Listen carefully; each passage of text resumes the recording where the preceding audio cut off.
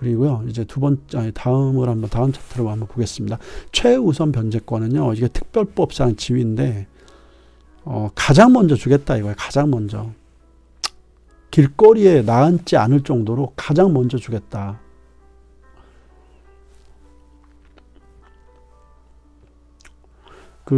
저기 보면은 이제, 임차인의 보증금이 아래 지역별로 다르죠. 이제 서울, 뭐, 과밀 억제권, 광역시, 그 밖의 지역.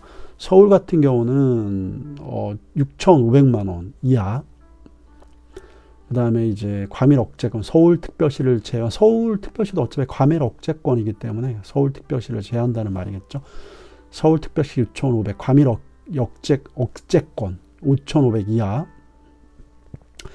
그 다음에 이제 그 밖에 제가 3천만 원 이하 보증금일 때, 이제 월세 같은 경우는,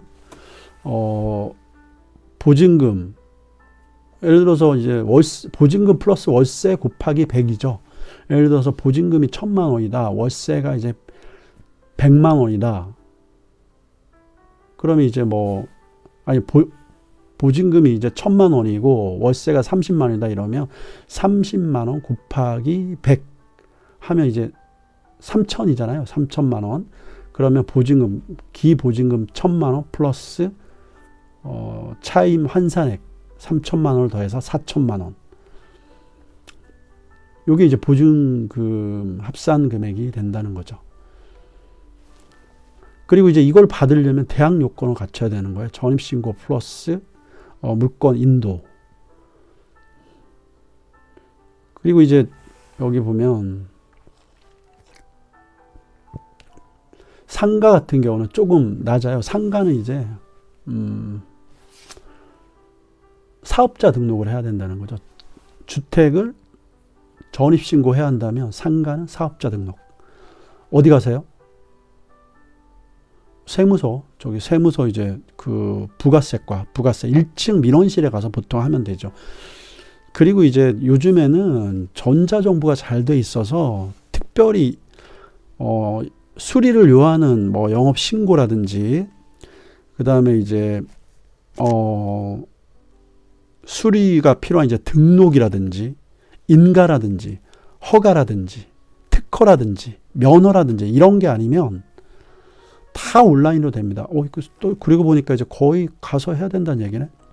그러니까 이제 자유업종 있잖아요. 자유업종. 이를테면 뭐랄까? 예를 들어서 피부 마사지 샵, 네일 샵, 그 다음에 휴게 음식점도 하나 가능할 수 있겠네요. 판매점 이런 것도 아마 온라인으로 국세청 홈택스에서 아마 사업자 등록이 가능할 것으로 보여집니다.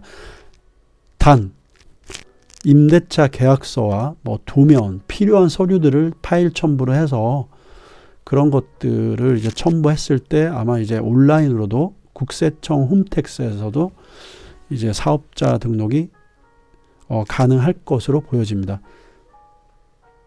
이런 거는 이제 사실은 저녁에 들어와서 시간 있으면은 해놓고 오셔야 됩니다 이러면은 가서 하는 게 낫지 굳이 가서 할 필요가 없어요. 사람 버글버글 하잖아요. 가면은 그거 줄 서야 되고 또 친절하지도 않고.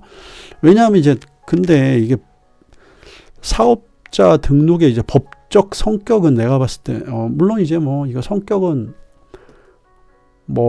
견해에 따라 다를 수 있어요. 그죠? 이건 사업자 등록의 성격은요. 사실행위라고 봐요. 사실행위. 즉 바꿔서 얘기하면요. 푸드트럭 있잖아요. 푸드트럭. 이거 영업공간이 트럭 뒤에 공간이잖아요. 그죠? 트럭이잖아요. 그죠? 근데 사업자 등록을 해야 된단 말이에요. 그러나 사업자 등록을 안 하고 길거리에서 하시는 분들은 어떻게 돼요? 그러니까 이게 불법 영업이긴 하지만 만약에 내가 있잖아요. 예를 들어서 어떤 이제 하청업체. 근데 이제 요즘 같은 그런 경우는 없겠지만 옛날 같은 경우는 이제 사업자 등록을 안 하고 그냥 받아서 그 현금 받아서 현금 박치기 해서 이렇게 사업을 하는 사람들이 많았어요. 특히 이제 건설업 쪽에. 그러면 이제 예를 들어서 뭐 누가 이제 뭐 내부자 고발이라든가 누가 찔렀어. 그러면 이제 털어야 되잖아. 이제 세무조사 나가야 된다고. 그 비자금 뭐 이런 것도 굉장히 이제 건설업을 통해서 이제 그런 것들을 이제 조성하고 이러기 때문에 누가 이제 찔렀어. 내부자 고발이 들어오면 이제 조사를 나가야 된다는 거죠. 세무조사를 나가면 거기에 이제 사업자 등록 안 하고 있는 사람들이 돈 입금된 내역이 있으니까 막 드득드득 많을 거란 말이야. 그러니까 원천세 떼고 주거나 아니면 그냥 받아서 한 경우 많단 말이에요. 근데 그걸 원천세로 떼서 주는 것도 그게 한계가 있지. 사업자 등록을 안 하면요. 어떻게 되냐면 거기서 이제 포탈을 하잖아요. 포탈하는 금액이 있잖아요. 근데 포탈하면은 뭐 부가세를 포탈했다. 뭘 포탈했다. 이러면 부가세는 이제 사업자 일반 과세라든지 뭐 간이가세도 부가세는 또 면세되잖아요. 그죠? 그러니까 일반 사업자들만 이제 부가세를 납부하게 돼 있는데 일반 사업자 등록을 해야 된단 말이에요. 그러면 어떻게 하냐. 세무서에서 직권 등록을 한다니까요. 이거를. 직권으로. 그럼 바꿔서 얘기하면 사실행위라는 거야. 사업은. 불법이든 적법이든 간에. 내가 사업을 하고 있으면 세금을 낼 의무가 있는 거예요. 돈을 벌면 국가에. 그렇기 때문에 이건 사실행위인데 근데 그 부가세가 가면은 얘들이 뭔가 착각을 하고 있어요. 엄청 권위적으로 한다는 얘기지. 기분 나빠서 막 티격태격 하는 사람도 있어요. 아니, 니네들이 무슨, 허가 부서야? 세무서가 허가 부서야? 허가 부서는 그 법에 적혀 있잖아. 영업신고는 어디서 해? 해당 지자체, 식품위생과, 공중위생과, 거기서 하는 거야. 법에 적혀 있잖아. 법에 적혀 있는 대로만 하면 되는 거야. 절차법이잖아. 근데 세무서에서 허가증을 왜 달라고 그래? 그냥 사업자 등록해주면 되는 거지. 그거는 네가 행정처분해? 세무서에서 행정처분해, 그거를? 행정청에서 행정처분하는 거 아니야. 네가 뭔데 사업자 등록을 네가 허가서를 갖고 오라 마라 하는 거야. 아니, 하여튼 제가 이거는 너무 과도한 말씀이고요. 사실은 그래도 적법하게 하는 게 맞죠. 적법하게 해야지. 적법하게 해야지 좋은 거지. 괜히 뭐 우격다짐으로 하면 안 되죠. 대신에 세무서는 좀 친절하게 해줄 필요가 있다. 민원인들한테. 그래서 좀 이제 민원인들 요즘에 보니까요, 폐업하는 그 자영업자들이 엄청나게 많아요. 지금 심각해요. 그리고 있잖아요. 이게 실물 경기, 지금 거시 경기는 아직은 괜찮아요. 트럼프 리스크가 아직 뭐 현실화 되지 않았기 때문에 주식은 선반영하기 때문에 주식 시장은 트럼프 리스크가 지금 선반영되고 있어서 지금 뭐 전기차라든지 2차 전지 지금 계속 지금 다운사이징 하고 있거든요. 굉장히 좀 안 좋거든요. 모양새가. 트럼프 이제 집권해서 현실적으로 이제 정책을 막 그냥 보호무역주의로 막 드라이빙을 걸면은 좀 굉장히 좀 이제 뭐 어려움을 겪을 수 있지만 아직까지 거시경제는 그렇게 어렵지는 않지만 실물 경기가 굉장히 어려워요. 그리고 이제 실물 경기를 판단할 때 그 사업자들 전력 소비량 이런 게 있잖아요. 경기가 잘 돌아갈 때는 전력 소비량이 막 이렇게 상승 곡선을 그린대요. 근데 지금은요, 디클라인 모드래요, 이게. 그래서 실물 경기가 지금 안 좋다. 대부분 이제 그런 이제 경제 분석가들이 실물 경기가 굉장히 안 좋다라고 얘기를 하고 있습니다. 그래서 지금은 출구 전략을 잘 짜야 되고 이런 하나하나 작은 거라도 절대 놓치시면 안 됩니다. 그래서 특히 지금 주택 가격이 폭등하는 바람에 실질소득은 반토막이 났잖아요. 그죠? 왜냐하면 우리가 실질소득, 돈을 버는 이유가 뭐겠어요? 정주의 안정이 되면 이제 뭐 먹을 거, 정주의 안정과 먹을 거, 그 다음에 입을 거, 그 다음에 뭐 존경의 욕구, 그 다음에 뭐 사회 자아실현 뭐 어쩌고저쩌고 하잖아요. 잠잘 때가 편해야 될 거 아닙니까? 잠자는 거, 내 집 마련하려고 지금 쎄 빠지게 하는 건데 그 희망이 다 날아갔다는 게 많이 날아갔잖아요, 솔직히. 바꿔서 얘기해보세요. 옛날에 뭐 서울 외곽에 한 3억 정도 32평형 샀을 때 뭐 진짜 한 연봉 얼마 받아갖고 한 10년이면 샀다 이거야. 근데 지금 어때요? 서울 외곽 10억이에요. 그럼 30년 걸린다네, 30년. 근데 문제는 뭐야? 디딤돌 대출 같은 거 할 적에 10년 전에도 주택 한도가 5억이에요. 5억 넘는 거는 생애 최초 디딤돌도 못 받아요. 근데 지금 얼마예요? 지금도 5억이에요. 인플레는 얼마예요? 지금 주택 인플레는 3배가 넘었는데? 3배 가까이 돼버렸는데?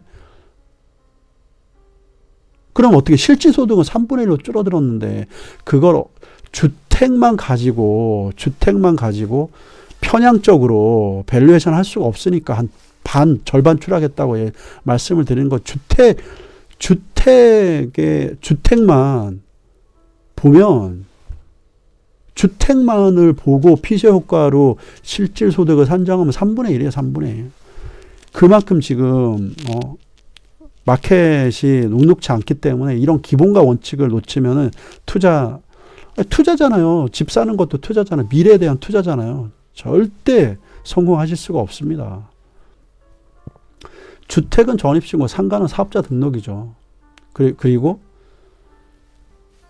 주택과 건물, 인도를 갖춘 이 길 00시부터 대항력이 발생한다는 거. 이것만 알고 있으면 돼요.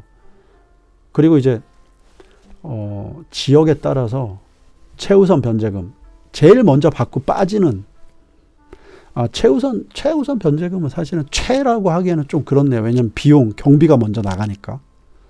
경비가 먼저 나가기 때문에 최우선 변제금이라고 하는 것은 약간 무리가 있죠. 경비는 그래도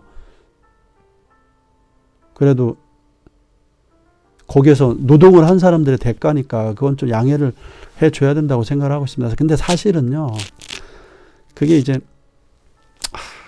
국가가 부담 좀 하면 안 되겠나 이렇게 묻고 싶습니다. 사실은 우리가 이제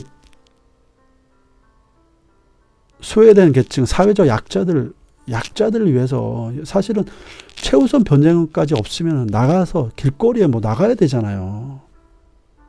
그럼 이 정도는 국가가 최소한 평가 수수료라든지 집행 비용이라든지 집행관 비용 이런 것들은 국가가 좀 부담을 해줘야 되는 게 아닌가. 좀 아쉬운 부분이 있습니다.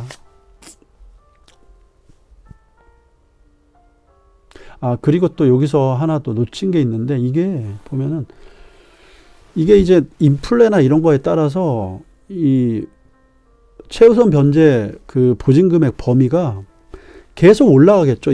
디플레이션 있으면 장기 침체, 불황, 디플레이션 계속되고 있으면 내려가겠지만 인플레가 계속 발생하면 올라가겠죠. 당연히 물가 상승률에 따라서. 이게 법은 좀 뒤처지는 경향이 없지 않아 있지만은 예를 들어서 서울특별시에 3,000이었다, 4,000, 5,000, 6,000, 6,500 이렇게 올라간다는 거죠. 그러면요, 그 시행령이 개정된 시점 이후에 전입신고가 됐을 때 이 금액이고 그전에는 그 전에 임대차 보호법상 최우선 변제금을 적용받는다. 요거를 또 체크를 하셔야 되겠습니다. 상가도 마찬가지입니다. 상가는 좀 더 작죠. 그리고 상가 같은 경우는 최우선 변제금 그 사업자 등록하고 이제 건물 인도를 받았을 때 최우선 변제금 요건이 되는데 이 길이죠. 이 길 00시부터 최우선 변제금 요건이 되는데 그다음에 이제 보호받을 수 있는 보증금 범위가 있어요. 그걸 넘어가면 그냥 일반 민법을 적용한다. 상가 임대차 보호법에서 보호를 못 받는다. 그래서 그 보증금, 월세 환산 금액을 합한 금액이 상가 임대차 보호법을 초과한다. 그러면 전세권 같은 걸 설정을 하죠, 보통.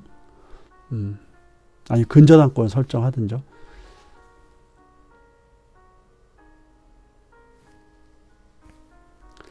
그리고 이제 여기서 이제 배당금, 왜냐면 이제 경매가 넘어가면은 내가 왜 경매 우리가 공부하냐 하면은 경매 물건을 투자하는 것도 있지만 배당 받는 게 또 중요하기 때문에 우리가 경매 공부를 하거든요. 결국 내가 투자해서 돈 버는 일인데 배당 받아서 이제 여기 출구 전략을 짜야 되기 때문에 임차인들은 배당 분석을 잘해야 됩니다.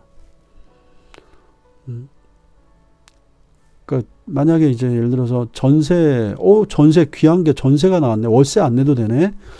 그래서 전세 물건이 나왔다고 해서 덥석 물었다가 나중에 이제 이런 경매라든가 이런 안 좋은 상황이 발생하면 이 배당에 관련되는 밸류에이션을 잘못해서 내 전세금 일부를 떼이는 경우가 꽤 많아요. 꽤 많이 있었어요. 옛날부터. 근데 요즘엔 어때요? 전세를 선호하지 않는 데다가 요즘 또 주택 경기가 매우 불안정하잖아요. 요즘에는 더 그런 리스크 프리미엄이 높은 거죠. 그러니까 배당 요구 종기까지, 배당 요구 종기가 있어요. 그죠? 우리가 경매 개시 결정할 때 배당 요구 종기를 딱 그 설정을 한단 말이죠. 그럼 배당 요구 종기까지 반드시 이제 배당 요구 신청을 해야지만 배당 받을 수가 있는 채권자들이 있어요. 배당 요구 종기까지 임차인이 배당 요구를 안 했으면은 난 그냥 버팅긴다. 대항력이 있으니까 나는 버팅기겠다 이런 거예요. 근데 대항력도 없는데 전입세대 열람을 하니까 대항력도 없는데 버팅기겠다 이러면은 뭔가 또 유치권이나 뭔가 하나 걸고 또 한번 해보자. 뭐 이런 걸로 또 생각할 수도 있기 때문에 전입세대 열람을 해서 배당 요구 신청을 했는지 안 했는지 이런 것들을 또 판단을 해봐야 됩니다. 그리고 임차인 분들도 사실은 뭐 소정의 이사 비용 정도를 받는다면 그냥 원만하게 잘 협의해서 가시는 게 좋습니다. 미래를 위해서 집중하는 게 스스로에게 더 현명한 판단이라고 생각을 해요. 배당 요구 종기까지 반드시 요구를 해야 되는 채권자는 집행력 있는 정보를 가진 판결문이 있는 그런 채권자에게 하는 거겠죠. 그 다음에 경매 개시 결정 뒤에 가압류한 채권자, 그 다음에 이제 우선 변제 청구권이 있는 사람들, 임차인이라든지 임금 채권자라든지 뭐 이제 고용관계로 있는 채권 등이 있는 사람들, 그 다음에 이제 교부 청구권자, 이제 국세 및 지방세 체납에 따른 그 교부 청구권자들, 이런 사람들은 배당 요구 종기 전에 배당 요구 신청을 해야 됩니다. 근데 이제 배당 요구 신청을 하지 않아도 당연 배당되는 사람이 있어요. 근저당권자죠. 임차권 등기권자. 그 다음에 체납 처분에 의한 압류를 했기 때문에, 그죠? 그런 사람들은 배당 요구를 하지 않아도 적극적으로 내가 채권을 변제받기 위해서 등기부 등본이라든지 뭐 그런 그 공시를 한 사람들은 배당 요구 종기일 전까지 배당 요구 신청을 하지 않더라도 당연 배당을 받습니다. 근데 하여튼 너무 어렵게 들어가지만 이거는 얘기 안 하는 게 좋겠다. 괜히 머리만 복잡해지니까. 그러면 오늘은 배당금에 대한 중요성, 그리고 전입신고를 했을 때 물리적인 사항들을 정확하게 확인하고 전입신고를 해야지만, 사업자 등록을 해야지만 대항력을 확보할 수 있다는 점을 살펴봤고요. 다음 회차에는 배당금 산정 순위부터 진행을 하도록 하겠습니다. 예, 오늘은 이만 줄이고요. 다음에 또 좋은 모습으로 찾아뵙겠습니다. 네, 감사합니다.